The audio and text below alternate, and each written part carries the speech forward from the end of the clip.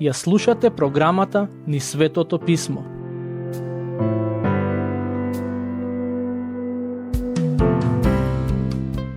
Драги слушатели, во денешната епизода ќе ја завршиме со обработка глава 2 од второто послание на Павле до црквата во Солун. На почетокот ќе се навратиме на неколку стихови кои ги прочитавме во претходната епизода. Стих 7. Тајната на беззаконието веќе дејствува, само тоа нема да биде извршено додека не се оттргне оној што ја задржува сега. Во овој дел од посланието апостолот Павле пишува за идните времиња, за отпадништвото од верата, за појавувањето на антихристот кој е наречен и беззаконник. Но, истовремено ги подсетува верниците во Солун, дека беззаконието и во нивно време е присутно, само ќе дојде момент кога ќе се појави во поголема мера и со посилен интензитет. Сатаната беше активен во првиот век, а активен е и денес. Дури и Господ Исус во една од своите параболи, она за житото и каколот, вели дека не само тој, туку и сатаната дејствува во светот. На некој начин доброто и злото заедно растат во овој свет, но ќе дојде момент кога злото ќе биде целосно истребено. Стих 8. Тогаш ќе се открие и беззаконникот, кога што Господ Исус ќе го убие со здивот на устата своја и преку појавата на своето доаѓање ќе го истреби. Ова се однесува на антихристот, на кого во Светото Писмо му се дадени 30 различни имиња. Во овој стих Павле го нарекува беззаконникот, кого Господ ќе го убие и истреби. Интересно е тоа што вели дека Господ ќе го убие со здивот од устата своја. Верувам дека тоа се однесува на Божите зборови, бидејќи во книгата Откровение апостолот Јован вели дека од Исусовата уста ќе излегува меч со 2 острици, а тоа е Божиот збор. Не знам што точно ќе се случи при тој момент. Дали Господ Исус само ќе изговори зборови и со тоа ќе го уништи антихристот? Но, тоа што можеме со сигурност да го знаеме е дека ќе дојде ден кога Господ Исус ќе му суди и ќе го победи. Стих 9. Доаѓањето на тој беззаконник ќе биде под дејство на сатаната, со секаква сила и знаци и лажни чудеса. Антихристот ќе биде човек во служба на сатаната. За него се вели дека ќе биде човек на гревот. Павле ни открива дека кога ќе се појави, тој ќе има сила за да прави знаци и лажни чудеса. Со други зборови, неговото влијание ќе биде и надприродно, и верувам дека тоа е една од причините поради кои многумина ќе поверуваат во него. Патем, зборот преведен како сила е старогрчкиот збор динамис, од кој се добива зборот динамит. Истиот овој збор во некои делови од писмото се користи и за Божјата сила, која им е дадена на верниците. Тоа не значи дека Божјата сила и силата на сатаната се исти, туку едноставно дека станува збор за надприродни способности. Антихристот ќе прави знаци и чудеса. Моje лично убедување е дека ќе се обиде да ги повтори некои од чудата кои Господ Исус ги направи. Сакам само да ве потсетам дека во книгата Јов се вели дека на сатаната му беше дадена одредена власт и над природата. Во таа книга читаме како тој направи ветар да ја сруши куќата каде престојуваа синовите и ќерките на Јов и со тоа ги уби. Не знаеме какви се способности ќе му бидат дадени, но според тоа што Павле го пишува тука, а и според тоа што Јован го пишува во книгата Откровение, можеме со сигурност да знаеме дека поради се што антихристот ќе направи, луѓето ќе го сметаат за некакво божество. Патем, верувам забележавте како Павле вели дека тој ќе прави лажни чудеса. Не знам зашто точно станува збор, но можно е на антихристот да му биде дадена надприродна сила за да ги мами луѓето. Тие да мислат дека тој прави чудеса, а сето тоа да е привид. Стих 10. Со своите зли дела ќе успее да ги измами оние што одат по патот кој води во пропаст, зашто одбија да ја засакаат вистината и така да се спасат. Овој стих јасно ни кажува дека кога антихристот ќе се појави, тој ќе ги измами оние кои не ја примиле љубовта на вистината, односно оние кои не се спасени. Во превод, ова значи дека тој ќе може да ги измами само оние кои не веруваат во Евангелието, а тоа ќе биде голема бројка на луѓе. Затоа верувам во итноста и потребата за проповедањето на Евангелието, бидејќи верата во Евангелието е единствениот начин на кој луѓето можат да се подготват за крајот на светот. Стих 11. И затоа Бог ќе им испрати сила на заблуда за да поверуваат на лагата. Ова е навистина интересен стих за размислување. Павле вели дека Бог ќе им испрати сила на заблуда на луѓето за тие да веруваат во лагата. Чекајте, како може Бог да им испрати на луѓето сила на заблуда, се со цел да веруваат во лаги? Зарем тоа не се коси со идејата дека Бог е добар, дека Бог ја сака вистината и дека Бог сака луѓето да веруваат во вистината? Сите овие изјави се точни, но истовремено не се контрадикторни со стихот кој го прочитавме. Дозволете ми да објаснам за што станува збор.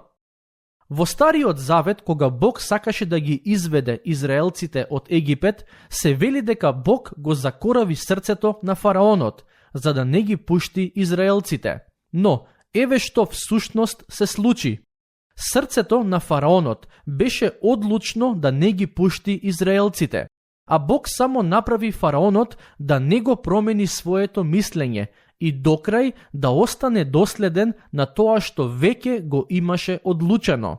Значи, не станува збор за ситуација во која фараонот беше фин човек кој сакаше да ги пушти израелците, а Бог не му дозволи. Туку фараонот немаше намера да го стори тоа, а Бог во својата сувереност направи тој да не го промени мислењето. Имајќи го ова на ум, да се вратиме на стихот кој предмалку го прочитавме. Павле вели дека Бог ќе им даде на луѓето сила на заблуда за да веруваат во лагите на антихристот. Но, на кои луѓе се однесува тоа? Еден стих предходно тој зборува за оние кои не ја сакаат вистината. Значи станува збор за луѓе кои секако не ја сакаат Божјата вистина и се водат според лагите на овој свет. На тие луѓе ќе им биде дадена силата на заблудата, односно заведени од лагите на антихристот ќе бидат само оние кои не ја сакаат вистината. Тоа се луѓе кои секако ќе одлучат да се противат на Бог, а преку дејството на антихристот нивните срца ќе бидат уште поодлучни да ја мразат вистината. Стих 12. Та да бидат осудени сите кои не поверуваа во вистината, а ја засакаа неправдата.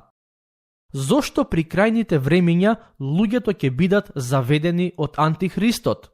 Зошто ќе бидат осудени заедно со него, сатаната и сите демони? Причината е едноставна. Тие нема да ја сакаат вистината која е запишана во Светото Писмо. Значи, тоа нема да бидат луѓе кои никогаш немале прилика да ја слушнат вистината, туку луѓе кои ја слушнале и свесно ја отфрлиле. За таквите нема да има никаква надеж, ниту пак можност за спасение. Бог ќе ја почитува нивната одлука. Со оглед на тоа што не сакале да имаат заедништво со него во овој живот, тие нема да имаат заедништво со него ниту во вечноста. Ова се однесува и на вас.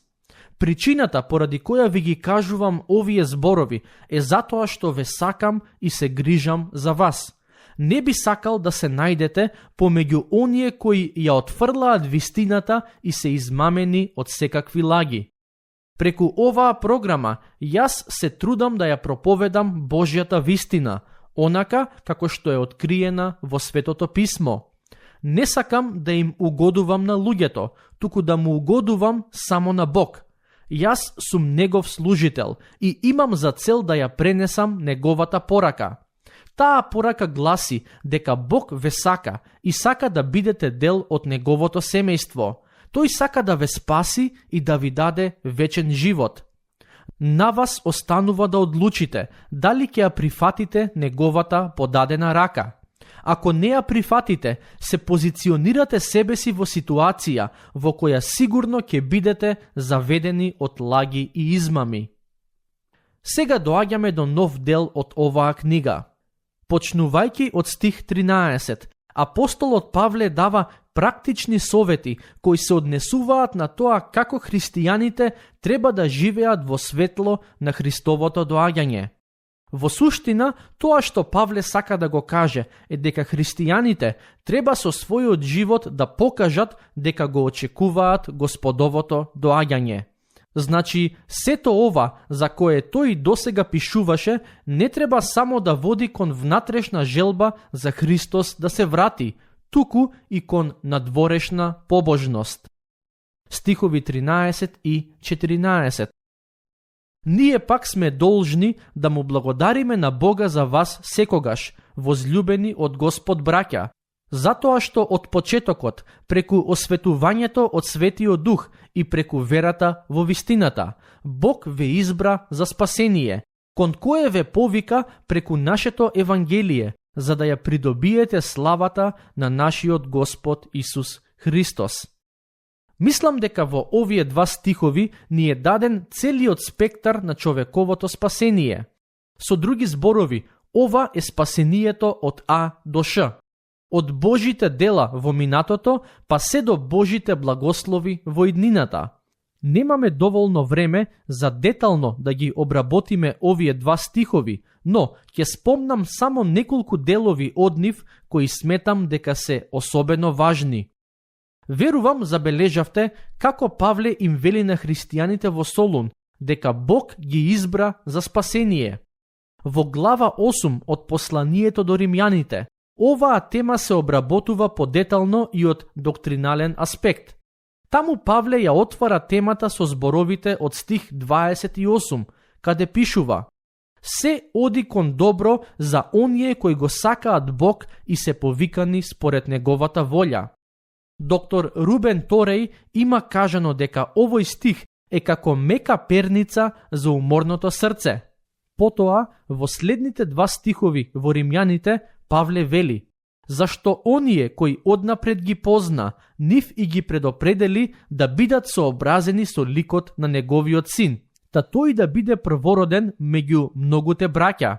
А оние што ги предопредели, тие и ги повика, а кој ги повика, тие и ги оправда, кој ги оправда, тие и ги прослави. Кога Павле им вели на верниците во Солун дека се избрани од Бог, тој зборува за минатото. Светото писмо вели дека Бог го стори тоа уште пред создавањето на светот, уште пред ние да постоиме. Со други зборови, тоа значи дека Божиот избор не зависи од нашите дела или достигнувања. Дали тоа значи дека само одредена група на луѓе се избрани и никој освен нив не може да биде спасен? Не, бидејќи Господ Исус во Евангелие според Јован, глава 7, стих 37, вели дека секој кој е духовно жеден може да дојде кај Него. Во стихот кој го прочитавме, Павле пишува и за осветувањето од Светиот Дух. Ова е исклучително важен аспект на христијанската вера, бидејќи се однесува на практичниот аспект на верата. Оние кои се спасени се луѓе кои ќе се осветуваат преку Светиот Дух. Не може некој да тврди дека го има спасението, а при тоа да не покажува плодови на светост. Јас не велам дека христијаните можат да бидат совршени и свети како што е Бог, но треба да се стремат постојано да се држат настрана од гревот и злото. Во стихот Павле пишува и за верата во вистината, односно дека сите овие благослови им се достапни на христијаните преку вера во вистината. Во Новиот Завет, а и општо во целото Свето писмо, на многу места се зборува за важноста на верата, како еден вид на средство за поврзување со Господ. И во последниот дел од стихот, Павле пишува за придобивањето на славата на нашиот Господ Исус.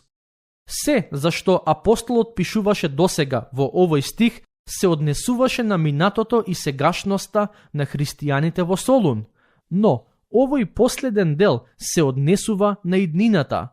Тој ги подсетува дека иако сега учествуваат во страдањата, сепак еден ден ќе учествуваат и во славата на Господ Исус.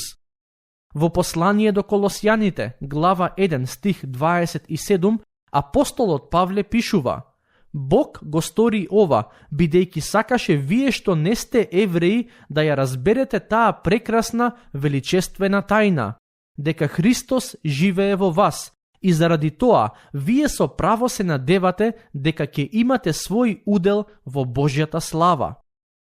Зошто Бог не спаси? Затоа што заслужуваме? Не, туку затоа што по својата благодат сакаше да ни даде можност да имаме удел во неговата вечна слава. Како треба верниците да реагираат на сето тоа? Стих 15. И така, браќа, стоите и држете ги преданијата што ги научивте, било преку нашето слово, било преку нашето послание. Ова се однесува на поуките на Павле, Сила и Тимотеј упатени кон црквата во Солун. Додека тие тројца беа во градот, во период од отприлика 3 недели, редовно ги поучуваа тамошните верници. А кога немаа прилика да ги гледаат лице во лице и така да ги поучуваат, им напишаа посланија за да ги закрепнат и зацврстат во верата. Како што претходно спомнав, во тоа време во црквите кружеле некои посланија и учења кои навидум се однесувале на некои нови откровенија. Но Павле тука ги подсетува верните да не дозволат да бидат заведени од други учења, туку да се држат до тоа што тој, Сила и Тимотеј ги поучуваа. Стих 16. А сам Господ наш, Исус Христос, и Бог и Отец наш, кој не возлюби и преку благодата своја ни даде вечна утеха и добра надеж, нека ги утеши срцата ваши и да ве утврди во секое слово и добро дело. Овие зборови се всушност крајот од втората глава. Во оваа глава Павле има интересен тек на мислата. На почетокот ја најавува темата. Потоа им вели на христијаните да не дозволува никој да ги измами. И потоа, во поголемиот дел од главата, им објаснува што ќе се случи во иднина при доаѓањето на Господ Исус. Како резултат на сето тоа, ги повикува христијаните да живеат богоугодно, а на крај завршува со еден вид на молитва за нив. Која беше молитвата на Павле за црквата во Солун? Тој сакаше Бог да ги утеши нивните срца и да ги утврди во секое слово и добро дело. Зошто Павле пишува за утеха? Бидејќи им се обраќа на луѓе кои страдаа за верата, луѓе кои имаа многу прашања во однос на упокоените верници. Апостолот беше свесен дека црквата во Солун минува низ тешки времења и прогонства и затоа им посакува утеха. Но, не само тоа, туку и Бог да ги утврди во секое слово и добро дело. Тој ги потикнува христијаните да бидат сведоштво за Христос, и на збор, и на дело, да бидат луѓе кои ќе знаат како да ја бранат вистината, но и луѓе кои ќе ја живеат вистината пред светот. Ова важи и за нас денес. Ако вистински и искрено го очекуваме доаѓањето на Господ Исус, тоа не треба да не води кон пасивно живење, туку кон активно живење, на збор и на дело да сведочиме за оној кој ќе дојде. Тука ќе го завршиме денешното проучување. Во следната епизода ќе почнеме со обработка на глава 3 од ова послание. Дотогаш, Бог нека ве благослови.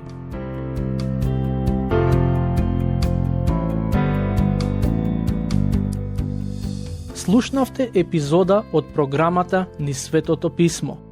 Можете да не слушате и преку мобилна апликација на нашиот YouTube канал и на подкаст платформите како што се Apple и Spotify.